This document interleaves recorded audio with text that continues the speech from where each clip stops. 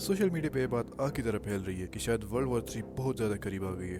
तो recently Donald Trump ने Venezuela के प्रेसिडेंट को किडनैप कर लिया था उसके अपने घर से। और उसके बाद डोनाल्ड ट्रंप की एक स्टेटमेंट आती है कि वेनेजुएला को अभी हम कंट्रोल करेंगे और वेनेजुएला का जितना भी ऑयल है वो सब यूएसए कंट्रोल करेगा। तो आप लोगों को एक बात बताता चलूं कि वेनेजुएला के पास पूरी दुनिया में सबसे ज्यादा ऑयल है और ऑयल का मतलब है पावर। तो जिस कंट्री के पास जितना ज्यादा ऑयल होगा उसके पास उतनी ज्यादा पावर होगी। तो अगर आप सऊदी अरेबिया को देखें तो सऊदी अरेबिया भी इसी वजह से अमीर है क्योंकि उसके पास बहुत ज्यादा ऑयल है। और यूएसए को ये बात पता है, डोनाल्ड ट्रंप को ये बात पता है कि वेनेजुएला के पास सबसे ज्यादा ऑयल है, सऊदी अरेबिया से भी ज्यादा ऑयल है। और काफी सालों से वेनेजुएला की जो गवर्नमेंट है वो बहुत ज्यादा वीक थी, जिसकी वजह से वेनेजुएला की इकोनॉमी कोलैप्स कर रही थी और लोग बहुत तंग आ गए थे उनकी गवर्नमेंट से। और उनका जो कंट्री था वो बहुत ज्यादा अनस्टेबल था। तो यूएसए ने क्या किया, यूएसए ने डायरेक्ट हमला नहीं किया वेनेजुएला पे। उन्होंने पहले उन पे सैंक्शंस लगाई, उन पे काफी ज्यादा रूल्स लगा दी कि आप ये कर सकते हो, ये नहीं कर सकते, और बहुत ज्यादा उन पे प्रेशर डाला और उनकी इकोनॉमी कंट्रोल कर ली। मतलब यूएसए ने कहा कि हम अभी आपकी इकोनॉमी कंट्रोल करेंगे। और ये बात आप हमेशा याद रखना कि जब कोई कंट्री वीक होता है ना, तो जो स्ट्रॉन्ग कंट्रीज होते हैं वो उस कंट्री को लेने के लिए पूरी कोशिश करते हैं जो वीक कंट्री होते हैं। अगर आप देखो तो जंगल में भी इसी तरह होता है कि जो वीक जानवर होते हैं, पावरफुल जानवर उसी वीक जानवर को पकड़ने की, उसको मारने की, उसको खाने की कोशिश करते हैं। और वेनेजुएला जो है ये इतना ज्यादा पावरफुल कंट्री नहीं था, इनके पास इतनी पावरफुल मिलिट्री नहीं है कि ये यूएसए का सामना कर सकते। और यूएसए को भी ये बात पता थी, इसी वजह से यूएसए ने प्रेशर डाल के वेनेजुएला को अपने कब्जे में कर लिए और ये फैसला किया कि वेनेजुएला की गवर्नमेंट यूएसए कंट्रोल करेगा और जो वेनेजुएला की इकोनॉमी है वो भी यूएसए ही कंट्रोल करेगा। और वेनेजुएला के पास कोई और ऑप्शन ही नहीं है क्योंकि उनके पास इतने कोई स्ट्रॉन्ग आर्मी नहीं है। अगर उनके पास स्ट्रॉन्ग आर्मी हो भी तो इतनी स्ट्रॉन्ग नहीं कि वो यूएसए का सामना कर सके। लेकिन अभी भी यूएसए का वेनेजुएला पे 100% कंट्रोल अभी तक नहीं है। और अगर यूएसए ने वेनेजुएला पे 100% कंट्रोल कर लिया, अपने कंट्रोल में ले लिया, तो जो बाकी पावरफुल कंट्रीज हैं, स्पेशली रशिया और चाइना, वो इस पे बिल्कुल चुप नहीं बैठेंगे क्योंकि रशिया और चाइना ये कभी नहीं चाहता कि यूएसए इतना पावरफुल हो। यूएसए पहले ही बहुत पावरफुल है, लेकिन अगर उसके पास वेनेजुएला का पूरा कंट्रोल आ गया तो यूएसए और भी ज्यादा पावरफुल हो जाएगा। और वेनेजुएला के बाद यूएसए ने कहा है कि वो अभी ग्रीनलैंड को भी अपने कब्जे में लेंगे। आपको मैं एक फनी बात बताता चलूं कि ग्रीनलैंड असल में ग्रीन नहीं है, वो व्हाइट है पूरा। और एक ग्रीनलैंड के साथ एक दूसरा लैंड है, उसका नाम है आइसलैंड,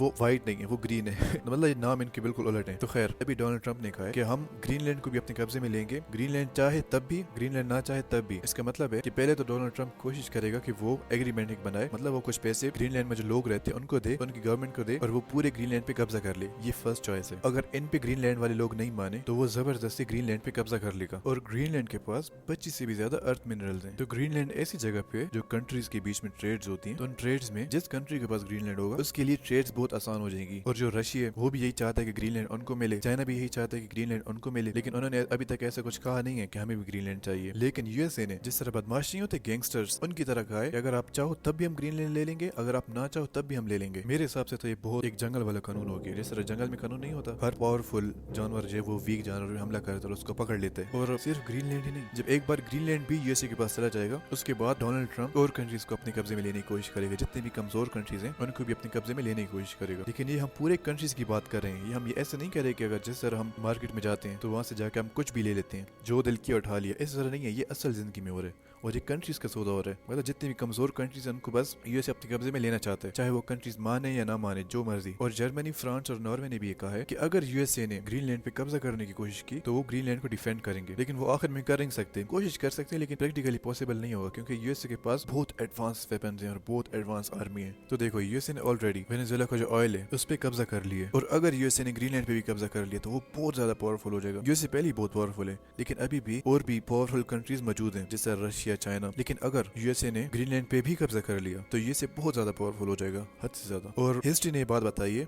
कि जब एक कंट्री बहुत ज्यादा पावरफुल हो जाता है ना, तो जो बाकी कंट्रीज हैं वो उस एक कंट्री के खिलाफ यूनाइट हो जाते हैं। और जब बहुत सी कंट्री एक कंट्री के खिलाफ हो जाए ना, तब जाके वॉर के जो चांसेस हैं वो बढ़ते हैं। और ये जो वर्ल्ड वॉर है ना, ये एक दिन में स्टार्ट नहीं होती। ऐसा नहीं होता कि बस आज कुछ हुआ और कल वर्ल्ड वॉर स्टार्ट हो गई, ऐसा नहीं होता। पहले एक कंट्री बहुत ज्यादा पावरफुल हो जाता है, उसके बाद जो बाकी कंट्रीज हैं उनको खतरा महसूस होता है उस पावरफुल कंट्री से। फिर कोई छोटा सा ऐसा कॉन्फ्लिक्ट आएगा, फॉर एग्जाम्पल जिसके बारे में अभी हम बात करें कि जो यूएसए ने किया वेनेजुएला के साथ और जो करने वाले ग्रीनलैंड के साथ, इस तरह के छोटे छोटे कॉन्फ्लिक्ट होते हैं जो मिलके फिर बहुत बड़ा कॉन्फ्लिक्ट बनाते हैं। और फिर बाकी सारे कंट्रीज इकट्ठे हो जाते हैं और फिर उस एक कंट्री पे हमला करते हैं। और पास में जितनी भी वॉर्स हुई हैं वो बहुत खतरनाक थी, लेकिन वो इतनी खतरनाक नहीं थी जितनी खतरनाक वर्ल्ड वॉर 3 हो सकती है। क्योंकि आज बहुत से कंट्रीज के पास न्यूक्लियर वेपन है, और यूएसए के पास भी, रशिया के पास भी, चाइना के पास भी न्यूक्लियर वेपन है। और न्यूक्लियर वेपन इस तरह के वो पूरे कंट्री को तबाह कर देते हैं, वो लोगों को तबाह करते हैं, वो जानवरों को तबाह कर देते हैं, जो फील्ड होते हैं उनको तबाह कर देते हैं, हर एक चीज को तबाह कर देते हैं। और जो मिसाइल्स होती हैं कंट्रीज के पास, वो कुछ मिनट्स में एक कंट्री से दूसरे कंट्री में ट्रेवल करते हैं, कुछ मिनट्स में। और उसके अलावा सिर्फ एक छोटा सा साइबर अटैक होता है जिसकी वजह से पूरे कंट्री को बंद किया जा सकता है। फॉर एग्जाम्पल उसकी इलेक्ट्रिसिटी बंद की जा सकती है साइबर अटैक से, उसका इंटरनेट बंद किया जा सकता है। और जब ट्रंप ने वेनेजुएला के प्रेसिडेंट को किडनैप करवाया था तभी एक साइबर अटैक अटैक हुआ था, जिस साइबर अटैक की वजह से वेनेजुएला के पूरे कंट्री के लाइट्स जो है वो बंद हो गई थी। पहले तो हमें चाहिए कि हम ये दुआ करें कि वर्ल्ड वॉर 3 शुरू ही ना हो, क्योंकि अगर एक बार वर्ल्ड वॉर 3 शुरू हो गई तो बहुत ज्यादा मतलब जो कंट्रीज इन्वॉल्व नहीं है ना वो भी इन्वॉल्व हो जाएंगे और बहुत ज्यादा जो मासूम लोग हैं वो मरेंगे। ये वॉर शुरू जो है ये पॉलिटिशियंस करते हैं, ये खुद बैठे होते हैं और ऑर्डर्स देते हैं सिर्फ, और मरते सिर्फ आम लोग हैं। आप लोग तो आम नहीं है, जितने भी लोग वीडियो देख रहे हैं आप लोग आम नहीं हो, आप लोग मेरे लिए आम नहीं हो, क्योंकि मैं तो एक एक व्यू की बहुत अहमियत रखता हूँ। लेकिन मेरा कहने का मतलब है वो लोग जिन्होंने कुछ किया ही नहीं होता, जिनको कुछ पता ही नहीं होता। फॉर एग्जाम्पल आप लोग जिस भी कंट्री से देख रहे हैं कभी ना कभी तो आपकी कंट्री में वॉर शुरू हुई होगी ना, उस वॉर में आपका तो कुछ नहीं था ना, आपने तो कुछ नहीं किया, लेकिन वही जो पॉलिटिशियंस होते हैं वही वॉर शुरू करते हैं और वो फिर आम लोगों को मरवाते हैं, उनको आगे करते हैं। मेरे लिए तो एक एक बंदा जो वीडियो देख रहा है वो बहुत ज्यादा कीमती है। कल मैंने एक वीडियो अपलोड की थी, उस वीडियो पे मुझे एक बंदे ने सब्सक्राइब किया था। मैं इतना ज्यादा खुश था क्योंकि वो मैं कॉलेज से आया और मैंने आके देखा, रिफ्रेश किया अपना यूट्यूब पेज, मुझे एक सब्सक्राइबर प्लस मिला, तो इतना ज्यादा मैं खुश हुआ, मतलब मैं सोच रहा था कि मैं क्या करूँ,